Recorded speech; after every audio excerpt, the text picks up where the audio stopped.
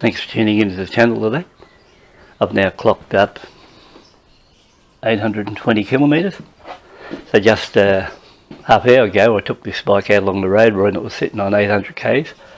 Did a 20 kilometre run to see how it performs from scratch again. I ordered a booster plug from overseas from the manufacturers and it cost $210 in total by the time it was landed here. It took roughly 6 days from the time of purchase till when it arrived. And naturally these booster plugs are supposed to make the bike idle, run a bit better, a lot smoother to ride and get rid of that snatchy throttle effect. And when I was out there riding this morning from scratch, it definitely had the snatchy throttle, and which is a little bit annoying at times with these particular bikes because of the leanness of how they run on fuel.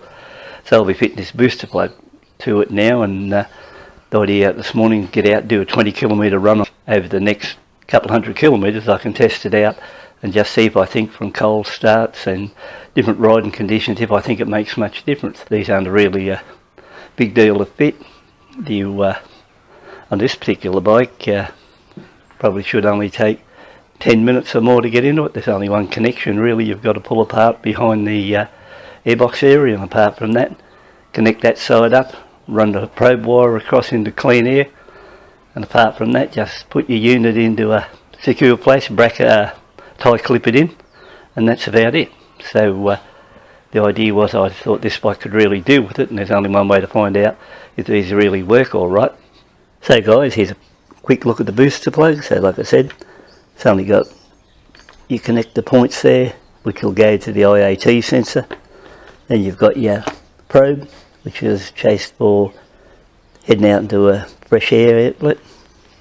And it's pretty it's a pretty easy thing to connect. So like I said, it's supposed to give you a much more smoother throttle response and get rid of that surging on the accelerator. Now, in these, naturally this is a B5, so it's a bit different to a C5 because a C5 on the canister usually has a lock. This one here has got nuts here at the side, so they're 10mm, so I'll just remove that first. The back of the sensor what we're chasing to the airbox is right behind our right hand canister here.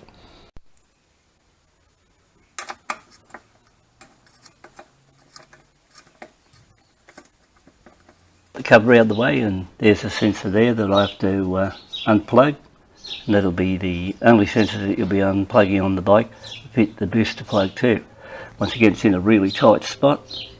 First up, I think I might see if the wife wants to see if she can put her hands in there. I just had a quick go and it's a bit tighter fit for me, so I might see if she can put her hands in there, unclip it and get out of the way, and that may save a little bit more work if I can get her to do it compared to me. I think, just having a bit of a look at it, I might be able to get my hand in now because I've cleared a couple of the tie clips there out of the way. So I'll have a go.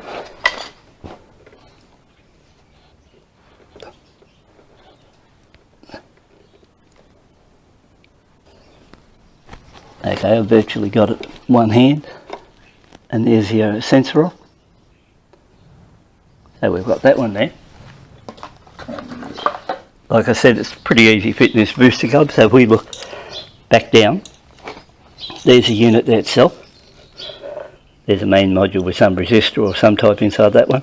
There's your plug, so you put your main one here, back into that one. I just removed. This one plugs into the other end. Then we bring the probe wire into clean air. Okay guys, I'll just pull this one out here now, clicker in position. So you heard that click, and we'll swing it back around here. Get this one back onto the airbox.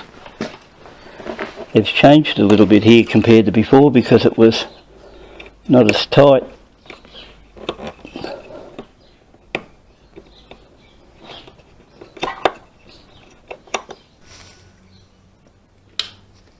Okay, all good.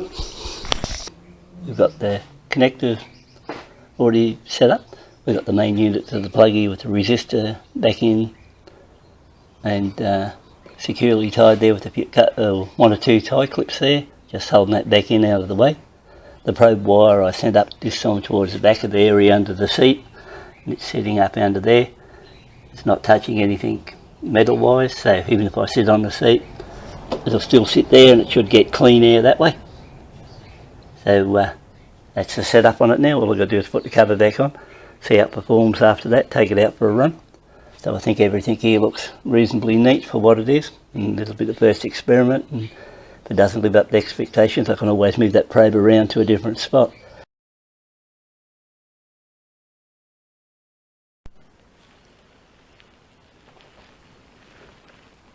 Okay guys, I'm out here in the Aussie bush, just pulled over at the spotty, give the bike a bit of a cool down.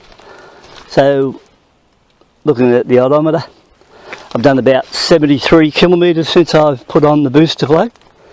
Now how I can say it goes on a stock standard bike, it definitely works as far as the surging goes, because it's knocked that down from, you know, like to just a very minor surge issue now, just maybe the odd one, but where compared to before it was attacking the bike fairly vigorously. So you can say it does work in the surging, especially when you're going along and you're hitting on say 80 kilometres an hour and you come to a hill, or if you're in town you're doing about 50 kilometres an hour, come up to a hill and you're in gear and you back off the throttle, and then it gets into that shunting stage and gets that surge up then, and then you put your hand on the accelerator or throttle, and that's when it sort of jerks and takes off. Well, it's virtually eliminated all that side of it there. So on a stock motor, it definitely works okay there, and I think it would work even better on a motor with a sports exhaust, and you know, if you did the air filter mod too, because I think that's where the main benefit would be. But it seems to have here worked pretty well on this one. Now if you ask, is the bike any quicker with it on? No, I don't think at all it's any quicker. So there's no advantage there if you think you're going to put a booster plug on it and get more power out of it. Well, that's not the case, and you also won't get any more, I don't think you'd get any more top speed out of it, but you will find the bike's a bit smoother to ride in those areas. So if you think it's worth the trouble for you to go ahead and do, well, I'm fairly happy with what's happening at the moment, and to get rid of that surge, and in my case like where it was shunting and carrying on with this bike, well, that's a bonus for me to start with, and it was really annoying me in that line. So as far as that goes, that's a plus for me. And this morning I already rode the bike 20 kilometres without the booster flag on it before I fitted it, so I know exactly how it was performing, and my opinion is it does work well. So there's no problem in that line, and you would notice a difference straight away as soon as you fit one to it. Once again on a stock bike, but later on I might get around to doing it with a bike with the mods on it, like a sports exhaust and that, and we'll see how it performs in that line. And I think that's where you'd really notice it, because once you put a sports exhaust on these bikes, they are even leaner still, and that's where they really carry on. So that's something for you to look at. But this is a nice little spot up here. I was just up here looking in the local creek here that once going back about 3 months ago, this little creek here was totally dry, and decided to come up here and just have a look. But look, now it's a nice little pond, but if you go back, totally dry, and I suppose now it'd be around about 8 foot deep, so it's a pretty deep one now. But looks the part. Naturally all the fish went with it. It used to have quite a few fish in there, but I'd say now, but like all places here in Australia where you get those little off back roads, you also get the rubbish dumpers. So that's a bit of a shame, because if you look here, I'm in pretty thick scrub, so if you look around,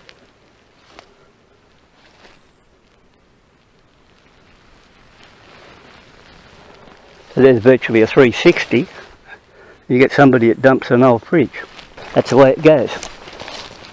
So anyway, that's the way of the bike. Might take a snapshot here, and I can use that as my thumbnail for this report on the booster plug. So once again, if you're thinking about buying the booster plug, I think it's working pretty well. So that goes without saying, you know, like if I didn't think it was any good, I would say no, don't waste your money. But as far as if you want to ride one of these bikes, get rid of the surging and that, it'd work all right in a B5, a C5, any of those Enfields are all running the same gear. Might notice I'm running it now with the windscreen on the front, or the mini fly screen. Well, these late model ones I lost my attachment screw to this, so I had to sort of stick it up there and then use a bit of gaffer tape there to hold it on. But I was just curious to see how well it cut through the wind with that little fly screw on that one, and I've had them before on different bikes and they work pretty well. But anyway, we might do a follow-up report when I put a few more miles on this bike, but at this stage booster flag seems to be a plus, so I'll catch up with you at a later date. Thanks for tuning in, taking a look.